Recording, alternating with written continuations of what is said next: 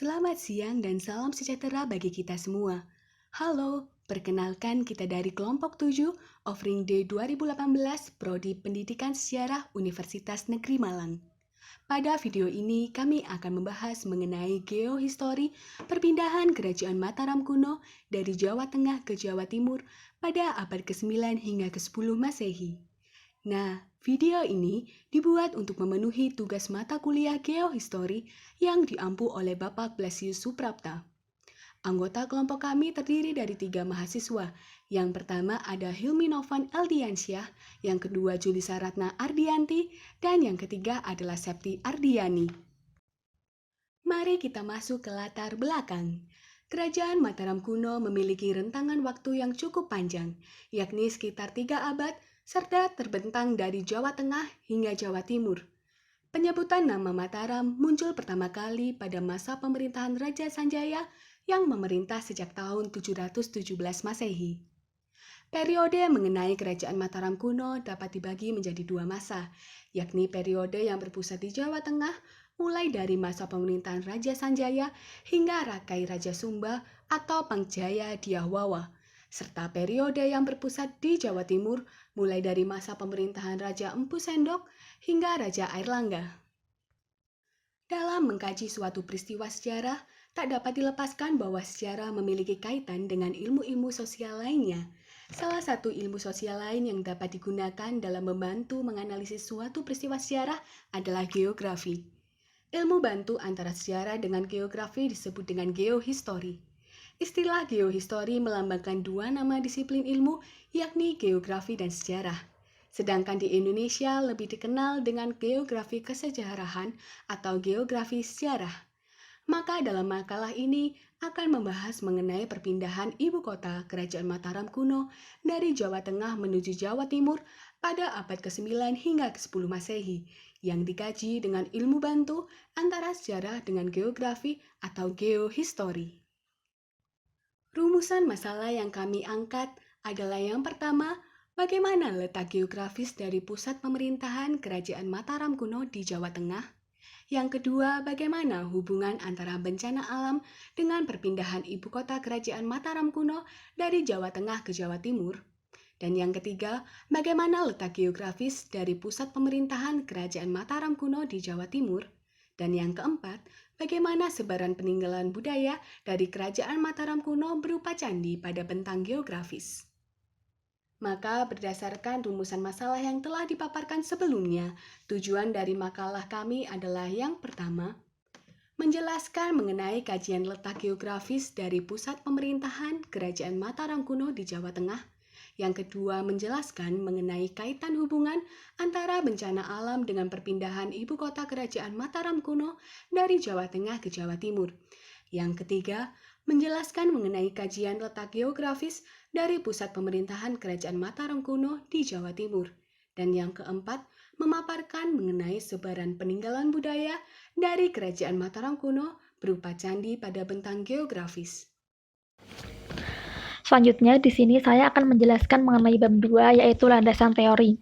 Yang pertama adalah teori kebudayaan. Menurut Kuncharaningrat, terdapat 7 unsur kebudayaan, yaitu bahasa. Bahasa dapat dikatakan sebagai sistem perlambangan manusia yang lisan maupun tertulis untuk berkomunikasi antara satu dengan yang lainnya dalam sebuah karangan etnografi, memberi deskripsi tentang ciri-ciri terpenting dari bahasa yang diucapkan oleh suku bangsa yang bersangkutan. Yang kedua yaitu sistem pengetahuan. Sistem pengetahuan berkaitan dengan pengetahuan akan teknologi, uraian pokok merupakan uraian tentang cabang-cabang pengetahuan dan juga pengetahuan yang dianggap mencolok oleh sebagian orang. Yang ketiga yaitu organisasi sosial. Organisasi sosial menurut Kuncharaningrat adalah kesatuan-kesatuan masyarakat di luar kaum kerabat, tetapi masih dalam lingkungan komunitas dan diatur oleh adat istiadat serta aturan mengenai berbagai macam kesatuan di dalam lingkungan tempat hidup sehari-hari. Yang keempat yaitu sistem peralatan hidup dan teknologi. Sistem peralatan hidup dan teknologi berupa barang-barang atau alat produksi, senjata, wadah, pakaian, alat penyalakan api, dan juga wadah minuman maupun makanan. Yang kelima yaitu sistem mata pencaharian hidup. Sistem ini berkaitan dengan pembelajaran yang dialami manusia pada masa awal kehidupan, yaitu dimulai dari berburu, meramu, bercocok tanam, penggarapan sawah, beternak, dan juga pola-pola pelayaran. Yang keenam yaitu sistem religi. Konsep penting dari sistem religi yaitu terkait dengan tempat upacara, meliputi makam, kuil, candi, masjid, gereja, dan juga waktu-waktu penting dalam peribadatan. Sarana upacara yang meliputi patung, dewa, mimbar ataupun lonceng, pelaku upacara, dan benda-benda upacara. Yang ketujuh yaitu sistem kesenian.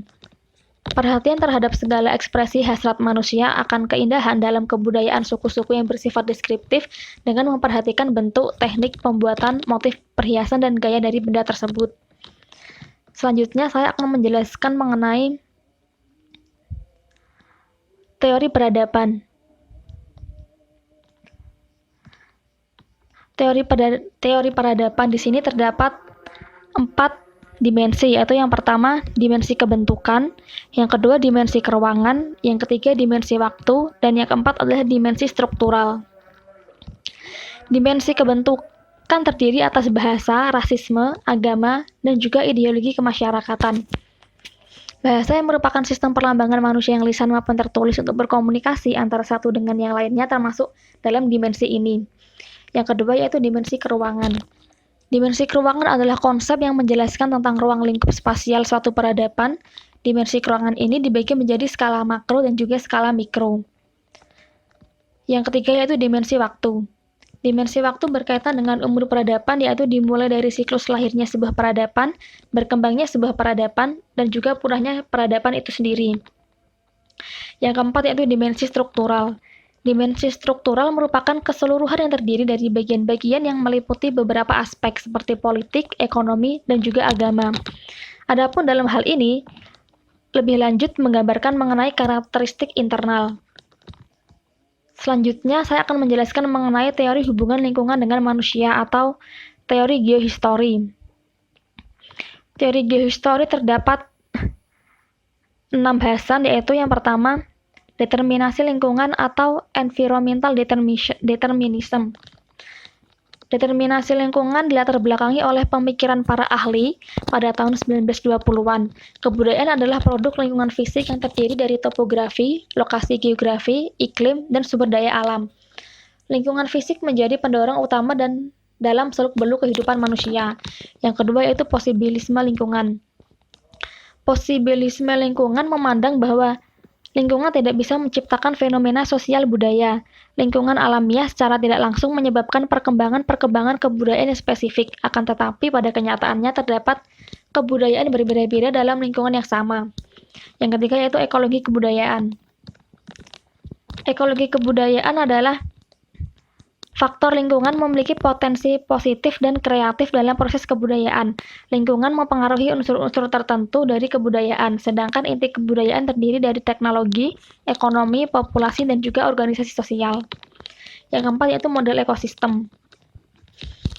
Model ekosistem pertama kali dikeluarkan oleh Faida dan Rappaport dan memiliki paham bahwa organisasi sosial dan kebudayaan spesifik sebagai adaptasi fungsional yang memungkinkan populasi yang mengeksploitir lingkungan. Yang kelima yaitu model aktor. Model aktor ini berkaitan dengan proses pengambilan keputusan oleh individu atau tindakan individu yang rasional, menekankan bahwa adaptasi terjadi pada tingkat individu daripada tingkat kebudayaan dan populasi. Yang keenam yaitu model multisistem. Model multisistem ini beranggapan bahwa adaptasi masyarakat dan lingkungan merupakan suatu kesatuan secara menyeluruh yang dapat dipisahkan. Kedua bagian sistem secara keseluruhan saling mempengaruhi satu sama lain, tidak terbatas pada sebuah aspek saja.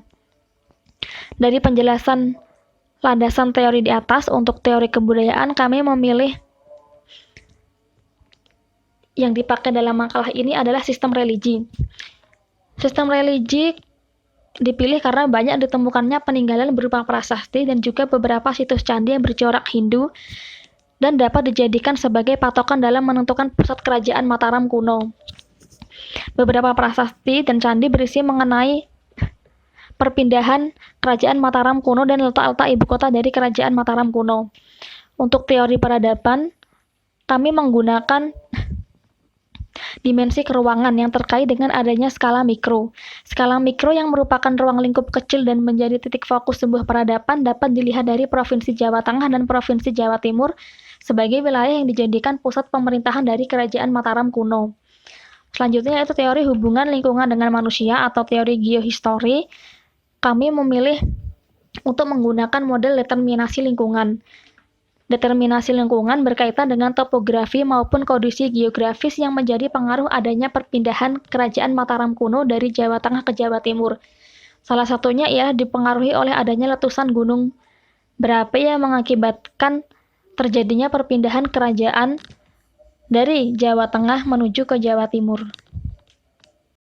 Selanjutnya akan dijelaskan mengenai bab 3, yaitu paparan data serta analisis data. Yang pertama adalah kondisi letak geografis Kerajaan Mataram kuno di Jawa Tengah. Dapat dicermati pada peta tersebut bahwa Kerajaan Mataram kuno terletak di daerah Kedu di sekitar Prambanan. Jawa Tengah merupakan sebuah provinsi yang menjadi bagian dari Indonesia dan terletak di bagian tengah Pulau Jawa. Dapat dilihat pada peta juga bahwa Provinsi Jawa Tengah berbatasan dengan Provinsi Jawa Barat di sebelah barat, Samudra Hindia dan Daerah Istimewa Yogyakarta di sebelah selatan, Provinsi Jawa Timur di sebelah timur, serta Laut Jawa di sebelah utara. Sumber tertua yang menyebut mengenai Pulau Jawa adalah Prasasti Canggal dengan menyebut kata Yawa untuk penyebutan kata Jawa. Prasasti yang ditemukan di halaman percandian di atas Gunung Wukir, Desa Canggal, Kecamatan Salam, Kabupaten Magelang, menceritakan tentang pendirian lingga atau lambang siwa di sebuah bukit di daerah Desa Kunjara Kunja oleh Raja Sanjaya sebagai tanda kemenangan. Raja Sanjaya membangun istana di Poh Pitu dan diberi nama Kerajaan Mataram kuno. Pada awal abad ke-10, Kerajaan Mataram kuno yang dipimpin oleh Raja Wawa di Jawa Tengah mengalami kemunduran dan berujung pada perpindahan kerajaan ke Jawa Timur oleh Empu Sindok. Selanjutnya bisa dicermati pada peta merupakan bencana alam letusan Gunung Merapi yang terjadi pada tahun 1006. Kedahsyatan letusan Gunung Merapi ini juga menyebabkan sebagian besar puncaknya hilang dan terjadi pergeseran lapisan tanah ke arah barat daya. Arah letusannya selalu mengarah ke barat hingga barat daya. Hal ini disebabkan oleh kawah aktif Gunung Merapi saat ini terbuka ke arah barat hingga barat daya. Sehingga selama pertumbuhan kubah lava masih di dalam serta belum melampaui dinding kawah, letusan akan terus mengarah ke barat hingga barat daya. Letusan itu disertai dengan gempa yang hebat, banjir lahar, hujan abu, dan batu-batuan yang sangat mengerikan. Letusan Gunung Merapi yang dahsyat tersebut menyebabkan kerusakan pada ibu kota Kerajaan Mataram kuno serta daerah pemukiman masyarakat di Jawa Tengah. Menurut informasi dari Prasasti Turian, berangkat tahun 929 Masehi, Empu Sindok memindahkan letak ibu kota ke wilayah Tamlang atau Tamblangan di Jawa Timur. Selanjutnya merupakan peta kondisi letak geografis Kerajaan Mataram kuno di Jawa Timur. Dapat dicermati pada peta tersebut bahwa Kerajaan Mataram kuno yang telah mengalami perpindahan pusat pemerintahan dari Jawa Tengah ke daerah Tamlang di Jawa Timur. Lalu, ibu kota juga sempat berpindah ke daerah Watugalo. Informasi tersebut diambil dari Prasasti Ajo Ladang dan Paradah II. Berpindahnya Kerajaan Mataram kuno ke Jawa Timur juga menghindarkan dari serangan dari Kerajaan Sriwijaya. Lalu, ada faktor ekonomi yang juga mempengaruhi, karena di wilayah Jawa Timur terdapat dua sungai besar, yaitu Sungai Bengawan Solo serta Sungai Berantas yang dilalui oleh kapal-kapal besar yang sangat menguntungkan dari segi perdagangan pada masa itu. Penjelasan berikutnya terkait mengenai persebaran hasil kebudayaan material pada masa perpindahan Kerajaan Mataram kuno dari Jawa Tengah ke Jawa Timur. Yang pertama, adanya Prasasti Siwagraha. Prasasti ini menjelaskan mengenai peperangan yang terjadi antara Rakai Pikatan dengan Balaputra yang memperebutkan tahta Medang Mataram kuno. Pada prasasti ini juga terdapat informasi adanya perpindahan lokasi ibu kota kerajaan yang tercantum dengan kalimat Kadatuan I Medang I Bumi Mataram I Mamratipura. Dan prasasti ini juga sebagai bukti bahwa Jawa Tengah pernah menjadi ibu kota dari kerajaan Mataram kuno.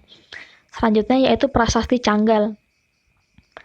Prasasti Canggal ditemukan di halaman percandian di atas Gunung Wukir, Kecamatan Salam, Magelang. Prasasti ini juga menandai berdirinya kerajaan Mataram dengan ibu kota Medang seperti yang disebutkan dalam prasasti Sangguran yang memiliki angka tahun 928 Masehi dengan pernyataan Kadatuan I Medang, dan Sanjaya dikatakan sebagai raja pertama yang terletak di Poh Pitu. Yang ketiga yaitu adanya prasasti Mantiasih. Prasasti Mantiasih ditemukan di Kampung Mateseh, Magelang Utara dan memiliki angka tahun 907 Masehi. Prasasti ini terdapat pernyataan terkait adanya silsilah 9 raja yang berkuasa di kerajaan Mataram kuno. Para raja tersebut disebut sebagai Rahyang Tarumuhun Rindang Ripoh Pitu yang memiliki makna raja-raja terdahulu yang memerintah kerajaan di Medang yang terletak di Poh Pitu. 3 prasasti tersebut dapat digunakan sebagai patokan untuk menentukan lokasi atau pusat pemerintahan Mataram di Jawa Tengah. Selanjutnya yaitu ada Candi Sambisari. Candi Sambisari sebagai bukti adanya perpindahan kerajaan Mataram kuno yang diakibatkan adanya letusan gunung berapi. Yang kedua adalah Candi Kimpulan. Candi ini memiliki hubungan dengan adanya perpindahan kerajaan Mataram kuno. Candi Kimpulan terdapat beberapa penemuan yang berada di sekitarnya, seperti adanya Linggayoni, Arcaganesa, dan Arcanandi. Candi ini sempat tertutup oleh abu vulkanik yang disebabkan oleh letusan gunung berapi. Yang ketiga yaitu Candi Kedulan. Candi ini diperkirakan sebagai candi terakhir sebelum kerajaan Mataram pindah ke wilayah Jawa Timur. Candi ini juga sebagai salah satu candi yang terletak di Jawa Tengah dan ikut terdampak adanya letusan gunung berapi dan sempat tertimbun sekitar 7 meter. Candi ini berisi mengenai pembebasan pajak tanah di desa Pananggaran dan Parhayangan untuk pembuatan bendungan dan irigasi, serta pendirian bangunan suci bernama Tiwaharian pada masa kerajaan Mataram kuno. Candi di atas dapat digunakan sebagai salah satu faktor dan adanya perpindahan kerajaan Mataram dari Jawa Tengah ke Jawa Timur. Yang selanjutnya yaitu adanya prasasti Sangguran. Prasasti ini merupakan prasasti terakhir yang ditemukan sebelum dipindahkannya kerajaan Mataram kuno dari Jawa Tengah ke Jawa Timur. Yang selanjutnya ada prasasti Turian. Prasasti ini terletak di Desa Tanggung, Kecamatan Turen dan terdapat di pinggiran Sungai Jumuran. Prasasti Turian ini diperkirakan ada sekitar tahun 929 Masehi dan dibangun oleh Empu Sindok yang pada saat itu memindahkan pusat kerajaan Mataram dari Jawa Tengah ke Jawa Timur. Sehingga di Jawa Timur mulai ada dinasti baru yaitu adanya dinasti Isyana. Selanjutnya yaitu adanya prasasti Anjuk Ladang. Prasasti Anjuk Ladang diperkirakan berasal dari tahun 937 Masehi atau tahun 859 Saka yang dibuat atas perintah Empu Sindok. Isi dari prasasti Anjuk Ladang ini adalah ditetapkannya daerah Anjuk Ladang sebagai Sima Swantantra atau daerah Anjuk Ladang dibebaskan dari kewajiban membayar pajak. Empu Sindok sendiri merupakan raja pertama kerajaan Medang periode Jawa Timur yang bergelar Sri Maharaja Rakai Hino Sri Isana Wikramardarmo Tunggadewa.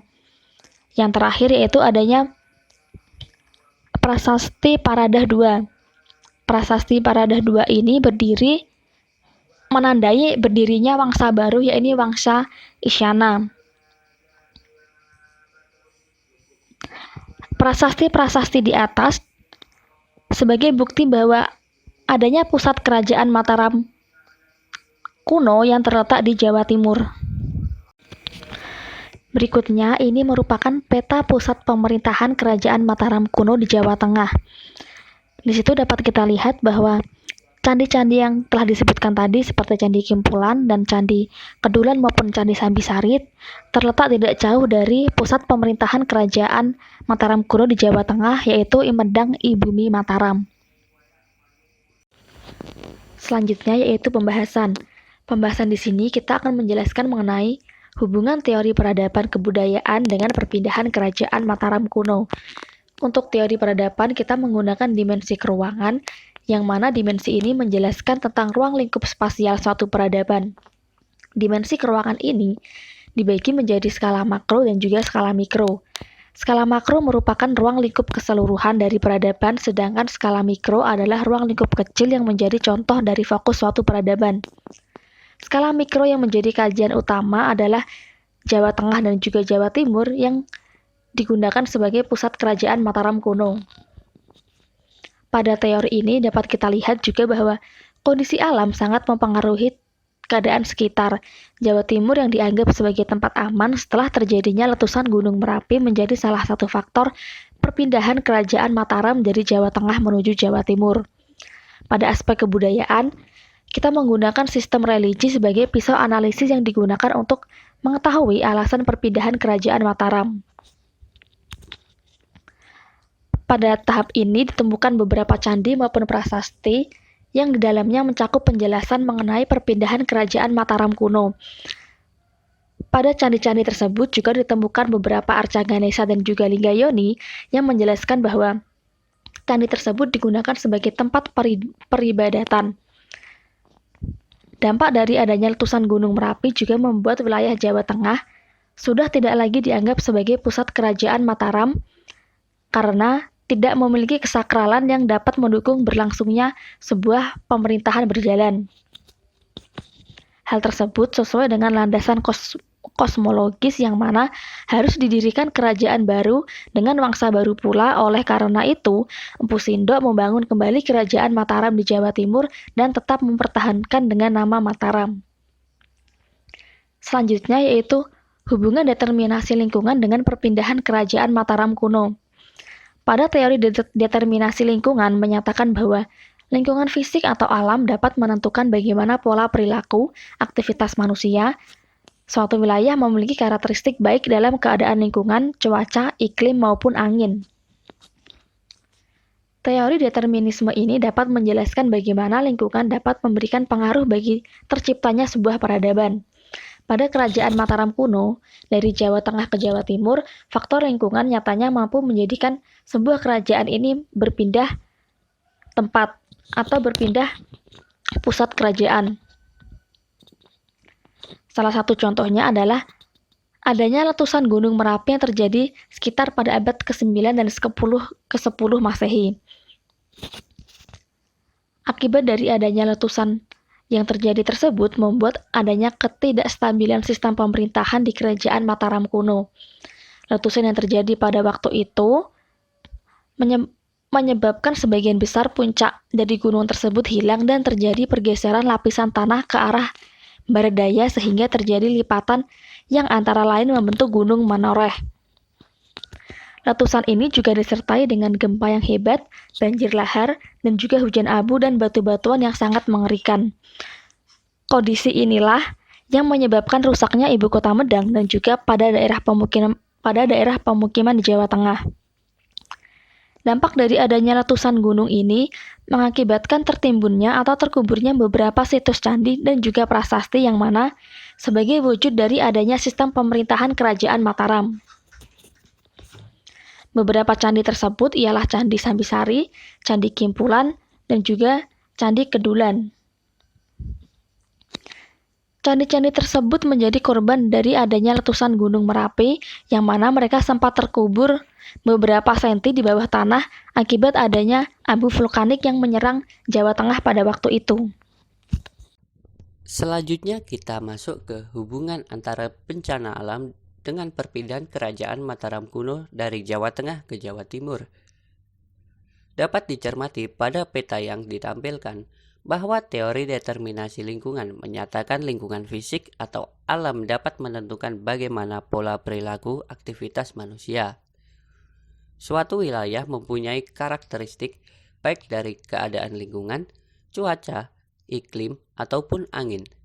Teori determinasi dapat menjelaskan bagaimana lingkungan dapat memberikan pengaruh bagi terjadinya perpindahan kerajaan Mataram kuno dari Jawa Tengah ke Jawa Timur. Hal ini dapat dicermati dari terjadinya bencana alam, yakni letusan Gunung Merapi pada tahun 1006 yang membawa kerusakan bagi ibu kota kerajaan Mataram kuno di Jawa Tengah. Sehingga Pu Sindok sebagai penguasa harus memindahkan letak Medang ke daerah yang dianggap aman, yakni ke daerah Tamlang di Jawa Timur.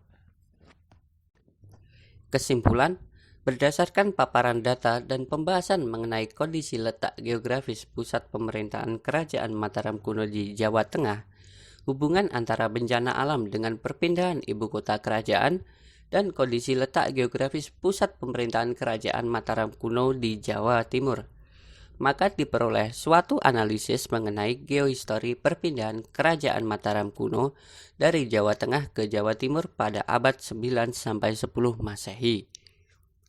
Pada proses analisis ini menggunakan teori determinasi lingkungan yang kemudian dihubungkan dengan hasil studi pustaka terkait kondisi geografi Jawa Tengah dan Jawa Timur serta hubungan adanya letusan Gunung Merapi sebagai bencana alam yang turut berguna untuk menganalisis berdasarkan kajian geohistori. Ini merupakan bagian yang dapat ditampilkan dari penjelasan perpindahan ibu kota kerajaan Mataram kuno dari Jawa Tengah ke Jawa Timur. Perpindahan tersebut terjadi karena adanya perbedaan kondisi geografis di Jawa Tengah dengan daerah Jawa Timur.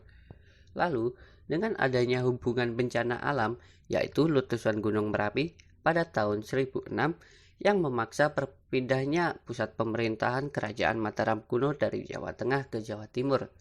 Selain itu, adanya beberapa candi yang terkubur akibat letusan dari Gunung Merapi.